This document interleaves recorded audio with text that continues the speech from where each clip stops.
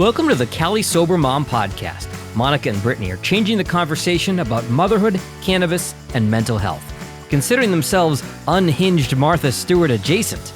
Monica is a previous corporate America warrior turned mom and voice in the cannabis and consumer advocacy world. Brittany is an artist, business owner, mother, and mental health advocate.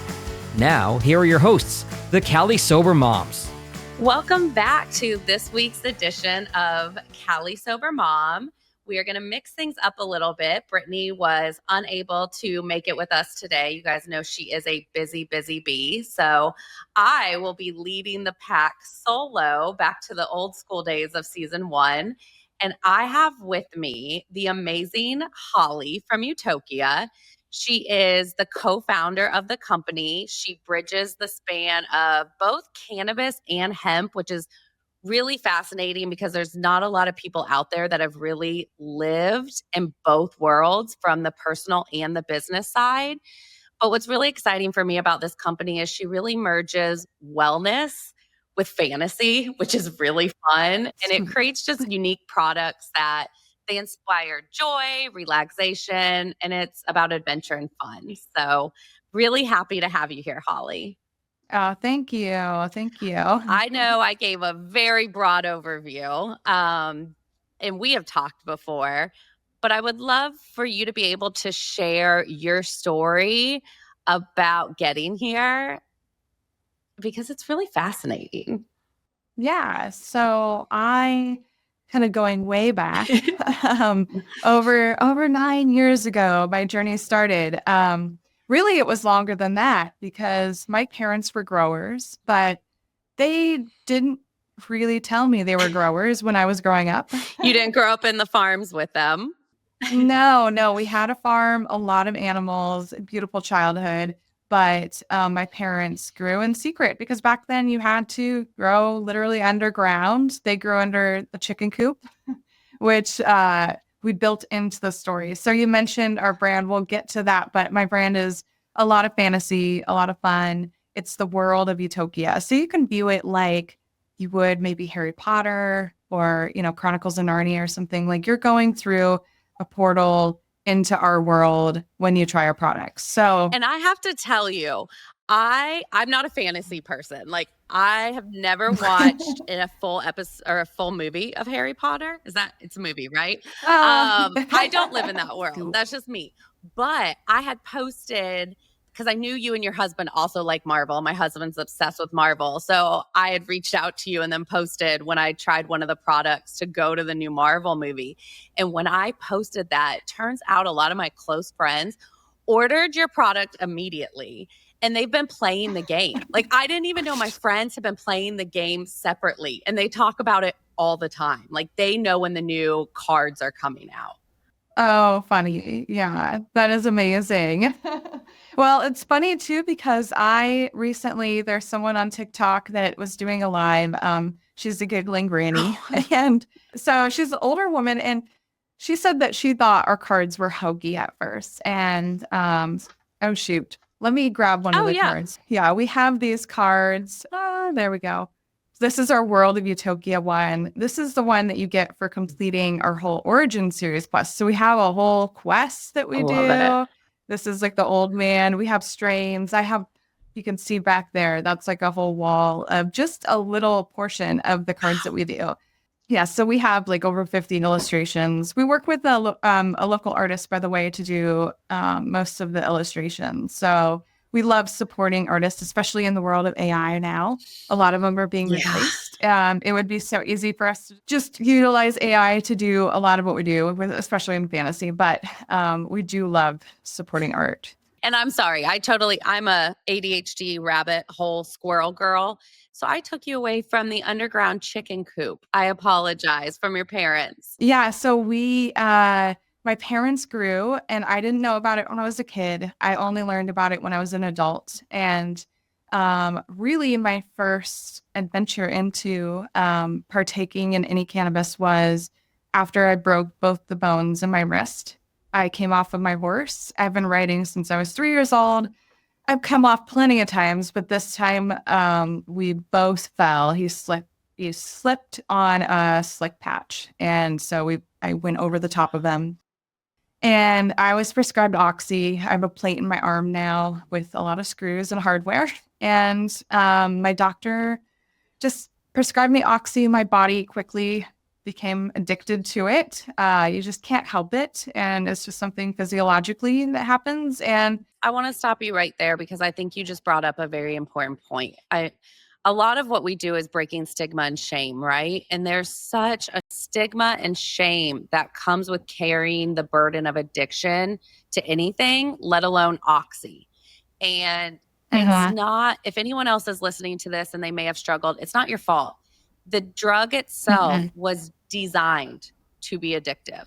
And so I really want to emphasize that point and how confidently you said it, because a lot of people will hide from that and just know it's not your fault. So thank you. Oh, absolutely. And it can happen to the best of people and athletes. There's been so many stories with athletes that have a sports injury and then, their life takes a whole different turn. And it's very frustrating because when I went to my doctor and said, look, the pain is still there, but I don't feel like myself. I was kind of a shell of a human being. If I could, that's the only way I could really put it, because I'm a very outgoing, bubbly, talkative person. And on Oxy, I was in my bathrobe outside in the summer, shivering and not talking to anyone, and just very, very depressed. Yeah, so I went to my doctor and he said, I'll prescribe you more, and gave me another prescription. There was no talk of any other choice alternative. I was cutting my pills in half, trying to just take less and less. And every time I would hit like a few hours after my last pill, my body would get the shakes. I would get nausea. Like, you go through all the withdrawal symptoms and every part of you just wants to take more or just to make it stop. And luckily I have a fantastic support system. That's huge. My parents, being the cannabis growers that they were. The secret cannabis growers that they were. Yes. So they kind of came out of the cannabis closet there and said, hey, here's some tinctures and edibles. And I'm like, whoa, okay. Okay, wait. What was your reaction? Was it more like, I want to get off? Like, where was your head at when they came out of the closet? Like, not only here's some healthier alternatives, but we are cannabis growers. Yeah, it was quite a shock, I must say. But after knowing it wasn't, everything kind of made sense. So I was like, oh, okay. Yeah. That makes sense. It's fun learning about your parents' like secret lives. That they're real human beings too, and not just these mythical creatures that are perfect in our head. Yeah.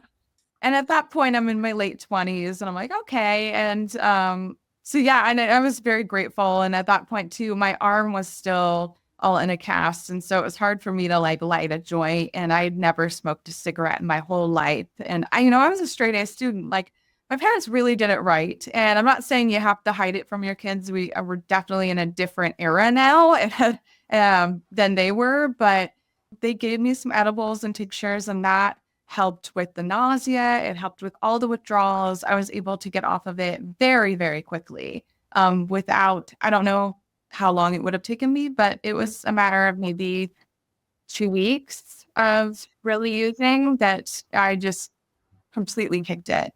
That was kind of my first real experience. Other than that, I had tried to, smoke a joint in a Dave Matthews Band concert with my friend and her parents. Her parents gave me a joint, and I was on fire immediately. Like the bangs dropped as I was lighting it and just singed my whole bangs. And I don't even think and I was so embarrassed. I had these little spiky bangs for, in high school for, a good while until those grew out. So that scared me off for a little bit. Yeah. I would love to have been a fly in the wall telling people at high school, like, why you have singed bangs, or telling a teacher, let alone.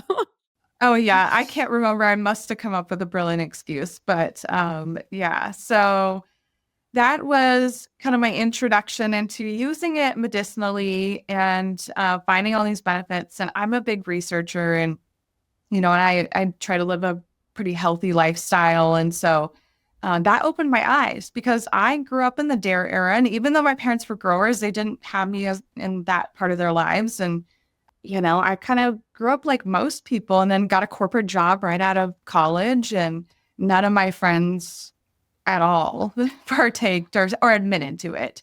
And as soon as I started growing, so I got real bored with, just the office job, the daily, grind of going to your cubicle. We were looking to break out of that. And Adam and I were looking into starting other businesses. We had a lot of different ideas. And then it was perfect timing with the legalization talk happening in Oregon and us looking for another career path. And my parents already having this knowledge. And they said, hey, have you thought about growing? You have a green thumb. You grew up on a farm. Like, I love vegetable gardening. So, after a lot of talking, we decided to find a property. And so we found a property out in rural Oregon, actually coincidentally, like pretty close to my parents. Nice. Do they still grow? Do your parents still grow as well? Yeah, so my mom retired from growing. Finally, it's pretty brutal in the body. It is a lot of work, especially when years and years of trimming.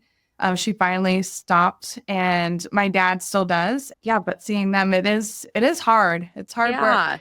And that was 8 years ago. Being that you guys were part of recognizing it right as legalization was talking, you've been around doing it for 8 years, which, I mean, I've known about cannabis, but I've only been interested in it for 6 months. You have seen a lot. So you've seen from the marijuana legalization to now what's going on with hemp. Do you kind of want to walk us through how you view both worlds and what we should know about both worlds?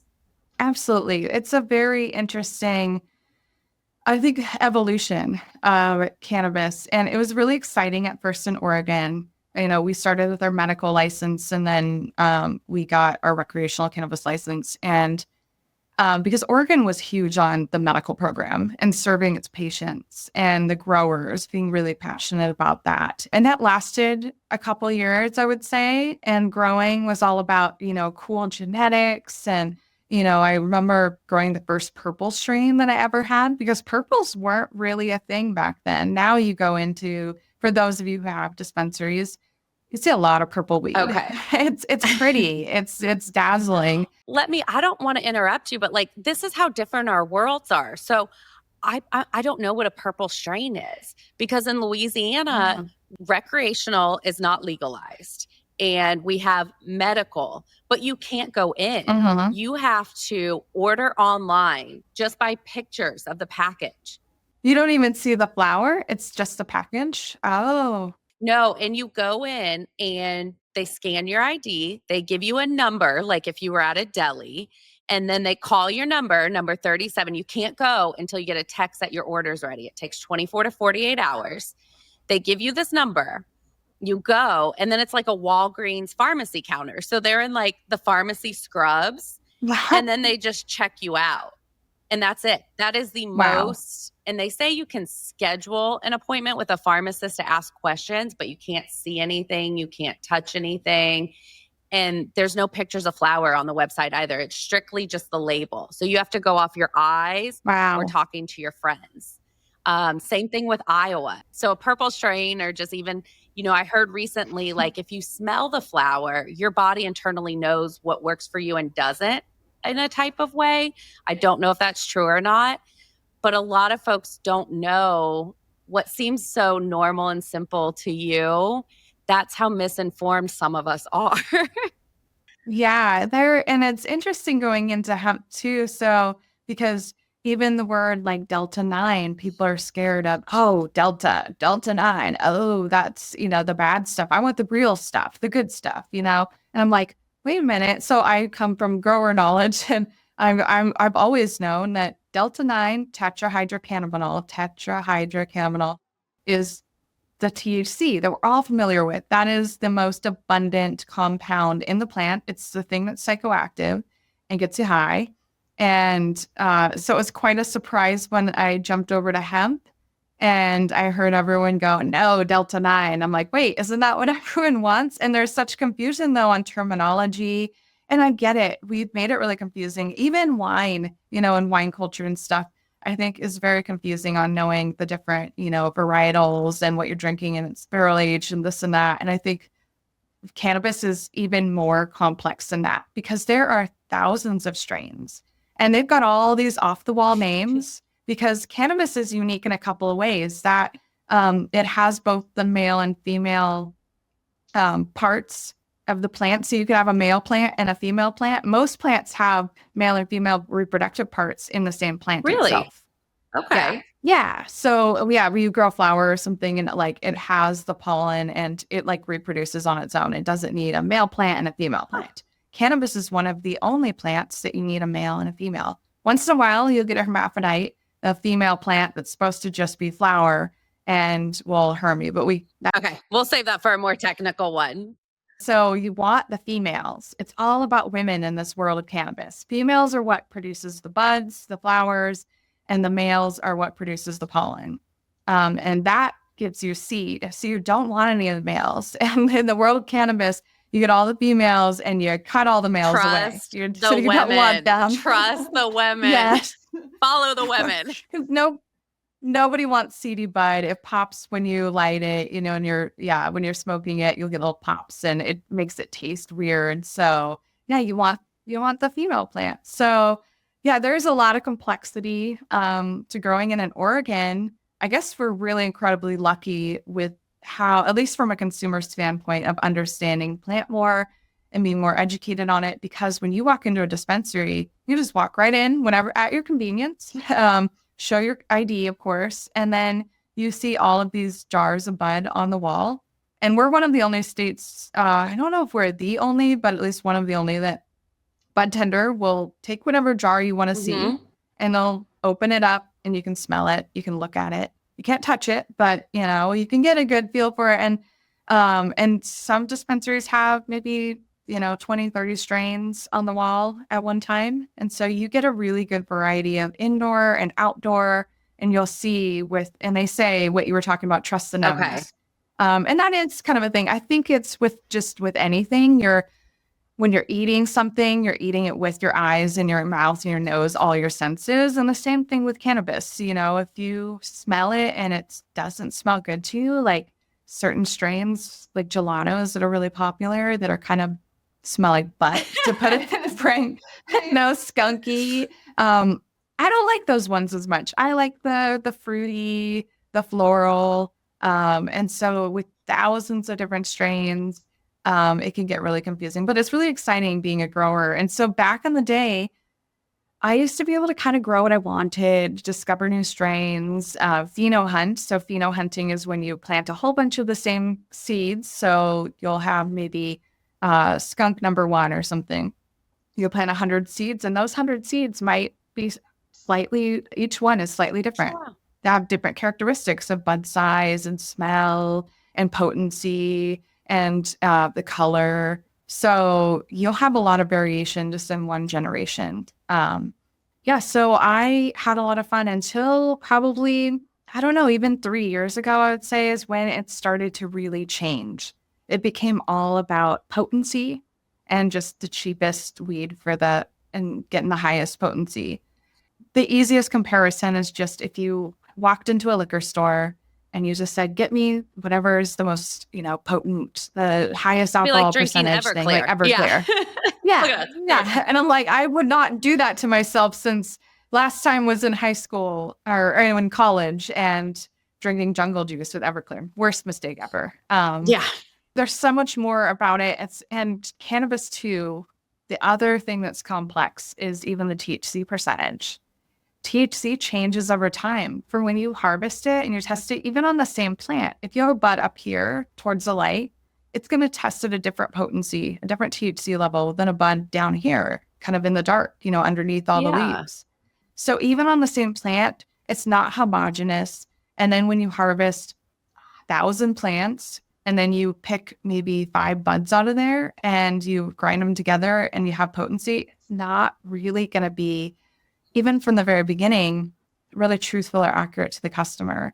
And it doesn't tell the whole story of how that's going to interact with your system, along with terpenes and all the other hundreds of cannabinoids that are in it, like CBG and CBN and all these other fantastic components of the cannabis plant. Yeah. It's not just about THC. So when it started to change and the focus just became on that, and nobody was talking about it for medical purposes at all. Like I haven't heard a single person in the last 3 years of growing and selling and being in and out of dispensaries on a daily basis talk about it for medical medicine.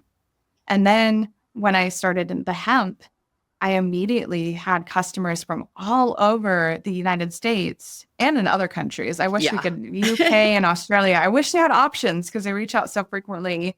And they're asking, well, I need help with anxiety and depression and sleep. And then hearing about the stories once they started consuming, I was getting just dozens of emails and reviews saying, oh my gosh, this has helped me with POTS syndrome. This has helped me with MS. I can walk better. And like just these really phenomenal stories. Even this older, she said she was giving it to her grandma for a runny nose that she's had her entire life. I didn't even know that that was a thing that I could help with, with our products. And she said, yeah, it cleared up her runny nose and like nothing else has ever worked and no pharmaceutical. And so it's been an amazing journey to go from cannabis and almost lose the passion for it. It was just like, I'll grow the strains that will produce the most bud, be the highest testers. Like, that's the only thing that will sell, to be honest. And then, to step into this new world and I didn't know what to expect. I guess I just expected more of the same. And then to get so surprised with, wow, we can really help a lot of people. And then my motivation became more and more about access and making sure that, people can get good quality product, the same quality that they can find in a dispensary. Because we do all of the testing, like all of the control standards that we do in Oregon recreational cannabis on the hemp side as well. Because I think that's a big fear of people as say, you can get it at the gas station or here. Well, we don't sell at the gas station, obviously, but we sell mostly online and we have a few select retailers, but we do not cut any corners. It's all the same or better quality than what you can get here at an Oregon dispensary. We have so many options. So it's really brought a lot of joy and I think passion back into it. And now that's all I want to do. Yeah, I could tell the first time I talked with both you and Adam, the passion that was there and the drive for consumers and for human beings and away from the THC percentage, which is a commercial tactic to sell more. And then with the hemp and the farm bill, for the first time, we are having it be readily accessible, but there's still the where do we find reputable information? Do I trust what Google's telling me because people pay to be on Google? There's just so much misinformation out there. So I absolutely love that you and Adam have decided to bridge the gaps, show both worlds, talk educationally on it. That's what's so key to me is the education of both, which I just absolutely love. Yeah. We also want to bridge it and make it more approachable with like our cards, So our cards, it may just be kind of, you get a booster pack in your order and the cards are different strains. They're different, like cannabis kind of topical thing. Like we have a munchies card and a cottonmouth card. And then we have some strain ones that are, like I mentioned, there's thousands of strains and some of them are just so funny. You have to, like, this one's inspired. I actually made a plushie out of it. Is our vanilla frosting. Yeti. So we grew up in vanilla frosting strain, and I was like, what would this look like in the world of Utokia? So we're trying to, I think in our way, destigmatize and make it approachable, make it not so scary by just having this fantasy world of what would all these things look like in our wacky world of Utokia that people can just understand a little bit better. I think of how my daughter just started pre-K 3 and she does her best learning when she's interacting with it and it's a fun experience. And that's what this is saying to me right now. It's saying like, come in and learn in an approachable, fun way, not here's a ton of information, research it, and you should know all of this. I think one of the biggest things for me that I find hard is when I want to try something new or I'm suffering from something, how do I find that product? Like if I were to go on your website today, how would I walk through your website? How would I find the right product for me? And how would I know what its effects were going to be? the main two categories that we have is the CBD joints, so smokables, and our edibles. And I think for a lot of people, deciding what works best for you that's an individual decision. So a lot of people don't like smoking and find it healthier to consume edibles.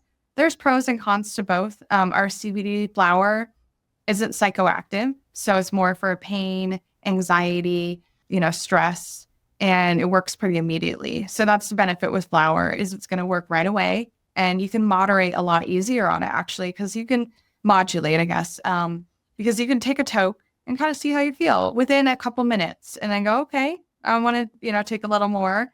And with edibles, it takes a little bit of practice. And I think that's what I've been trying to really educate, especially we have I'm following on TikTok and I do little short clips on some more educational pieces on edibles because it can be more complicated because you have to time it right because it does take, 30 minutes to an hour to kick in. And then the effects can last several hours. But knowing your dosage is really, really key. Low and slow, folks. If you haven't, low and slow. Yes. So we always recommend starting with a really small amount, probably anywhere from 2.5 to 5 milligrams, and just as a starting point. And then being patient, because often you can take that and then, you're like, I don't know if I'm feeling it yet. And then you want to take a little more. And especially because they're so delicious, you might want to nibble.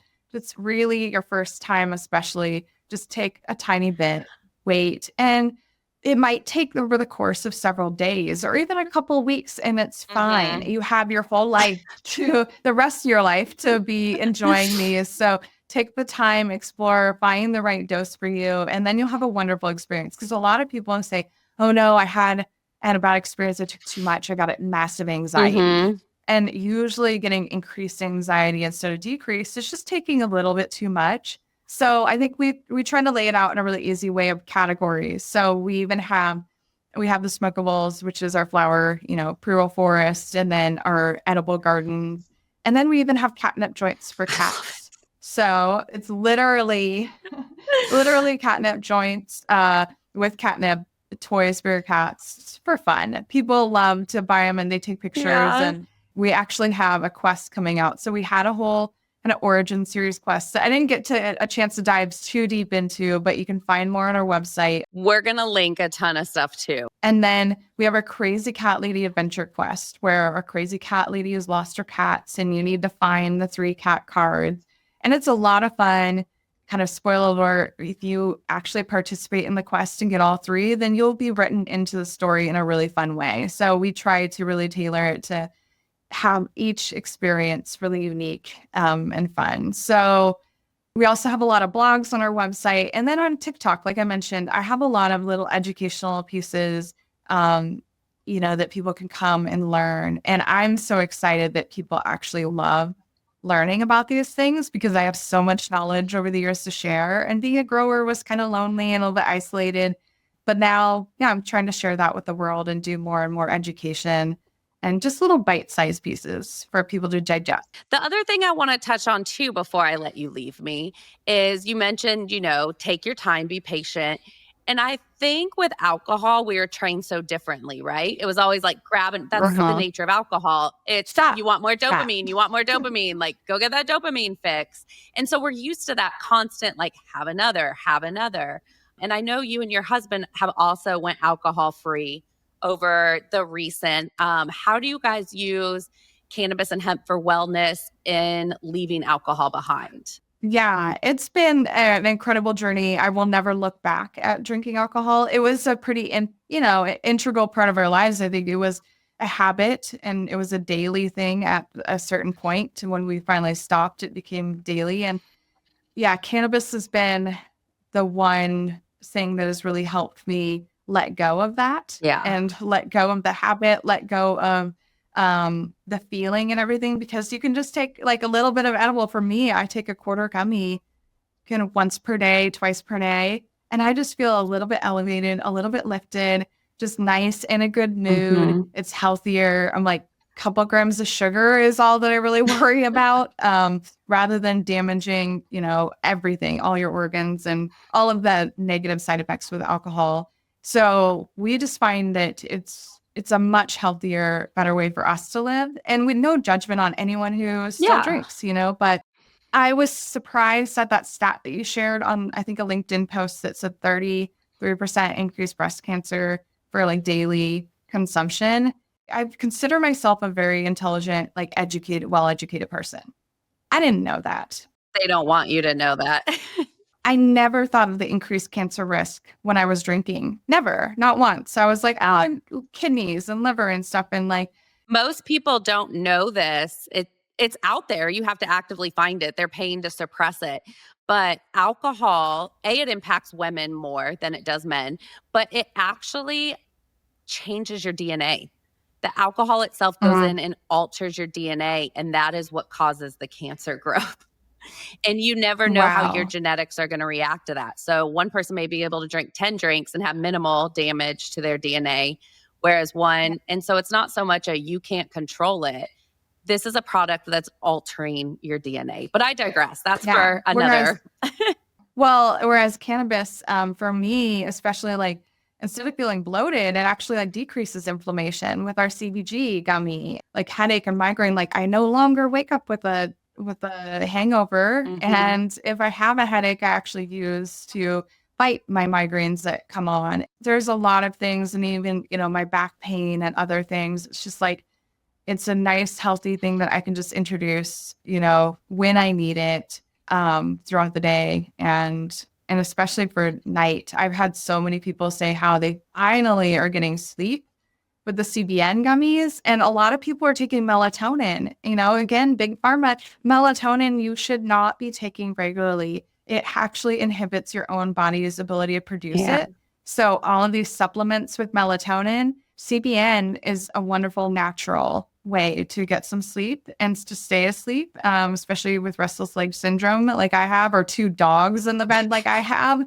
It's kind of the only way that I can sleep now throughout the whole night. Aww. So it's been a game changer for us. And we won't look back at, I'll miss some things about drinking, like the variety and just the social aspects. I'm hoping now with hemp, there's more and more cannabis drink options, which are really fun and great. So amazing. Well, I want to thank you and your husband, Adam, for everything you guys have done with Utokia and helping bring this wellness to folks that may never even have had it as an option or known about it before, and doing it in such a fun and experiential way.